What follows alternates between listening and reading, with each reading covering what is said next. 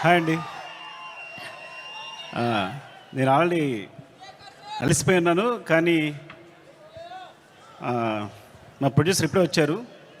11 అయిందండి, మీరు కొంచెం మాట్లాడి వెళ్దామని. సో అందరినీ పేరు పైన చెప్పలేమేను.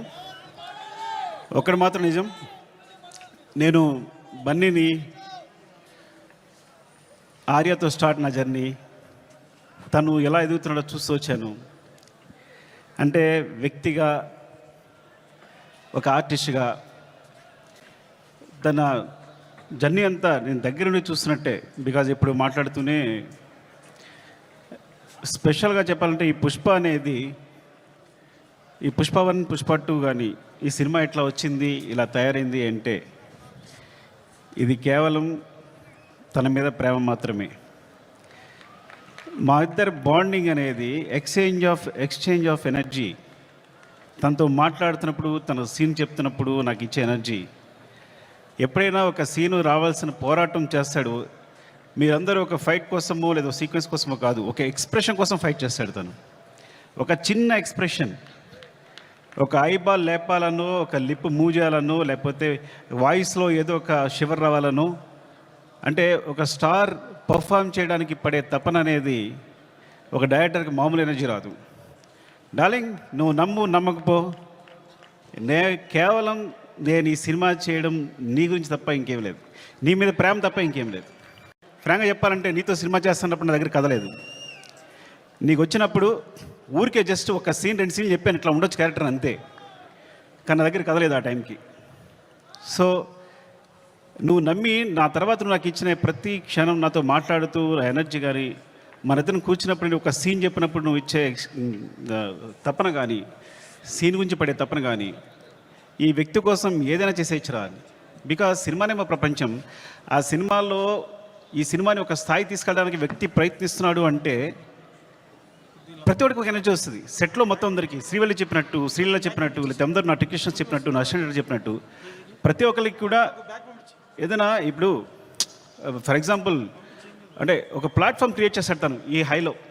అది మైత్రి మూవీ కేసు అయినా మేమందరైనా సరే ఈ ప్లాట్ఫామ్లో మమ్మల్ని కూర్చోబెడతాడు. ఆ హైట్లోనే మా అందరం చేయాల్సి వస్తుంది. ఈ హైట్లోనే అందరూ, నేను కూడా అక్కడికి ఎక్కి వర్క్ చేయాలి. ఏ ఆర్టిస్ట్ అయినా, ప్రొడ్యూసర్స్ అయినా, టెక్నీషియన్స్ అయినా ఆ హైట్లోకి వెళ్ళి వర్క్ చేయాలి మేమందరం. సో తను ఒక ప్లాట్ఫామ్ అంత హైలో క్రియేట్ చేస్తాడు. కాబట్టి మీరు చూసారు కదా టీజర్లో ఉంటుంది, తను ఎక్కడ నిలబడతాడు చూసారా, అక్కడ మనందరినీ తీసుకెళ్తాడు. అక్కడ తీసుకెళ్ళి అందరిని కూర్చోబెడతాడు, అక్కడ వర్క్ చేస్తాడు. అలా వర్క్ చేయడం వల్ల వచ్చిన మూవీస్నే Pushpa 1 Pushpa 2. Love you darling is pure my love towards you. ఇది కథ కాదు, సినిమా కాదు, రాయడం కాదు, ఇది నీ పట్ల ప్రేమ తప్ప ఇంకేమీ లేదు. Love you so much darling, love you. ఇంకాసేపు ఉంటే అండ్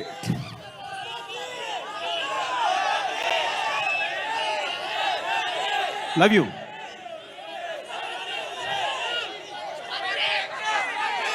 పుష్ప 3 నేను మీ హీరోని అఫ్కోర్స్ 1 సంవత్సరం షూట్ ఆల్మోస్ట్ 2 years కష్టపెట్టాను. 2 years అంటే 3 years తీసేసుకున్నా.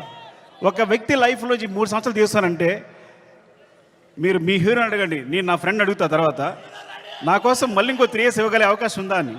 Then I will do. Sorry darling, నీ ప్రైమ్ టైం అంతా లాగేసుకున్నాను ఈ రోజున.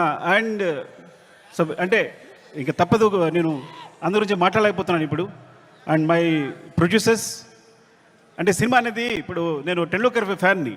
టెండూల్కర్ ఫస్ట్ క్లాస్ మ్యాచ్ ఆడుతున్నప్పుడు ఎవరు జనాలు లేరు స్టేడియంలో. అదే T20 1 డే మ్యాచ్ ఆడుతున్నప్పుడు అందరూ ఉన్నారు. సో అలాంటి ప్లాట్ఫామ్ క్రియేట్ చేస్తారు మా producers. 1 day match, T20 match లాంటి ప్లాట్ఫామ్ క్రియేట్ చేస్తారు. సో దాంట్లో మేమందరం మంచి ప్లేయర్స్గా ఆడగలం. So thank you so much. Main Ravi garu, Naveen గారు, అసలు మీ గ్రోత్ అనేది ఎంత బాగుందంటే, ఎంత అందంగా ఉంది అంటే నేను చాలా ఆనందపడుతుంటాను లోపల. Thank you so much sir. ఇంకొకసారి అవకాశం వచ్చిన మాట్లాడతాను, ఏమనుకోవద్దు. అండ్ చెర్రీ గారు, అసలు పుష్ప 1 పుష్ప 2 పార్ట్స్ అవడం కారణం చెర్రీ గారు. ఇది 2 పార్ట్స్ వేసిన చెర్రీ గారు. సినిమా అయిన తర్వాత ఇన్ని రోజులు పట్టింది సినిమా, ఒకసారి చూడండి ఎంత లెంగ్త్ ఉంది అంటే 3 hours వచ్చిన లెంగ్త్ అంటే ఇది రిలీజ్ చేసేద్దామండి అన్నారు. సో ఆ విధంగా పుష్ప 1 రిలీజ్ చేస్తాం, అందువల్ల పుష్ప 2 చేయాల్సి వచ్చింది. Thank you so much cherry గారు. అండ్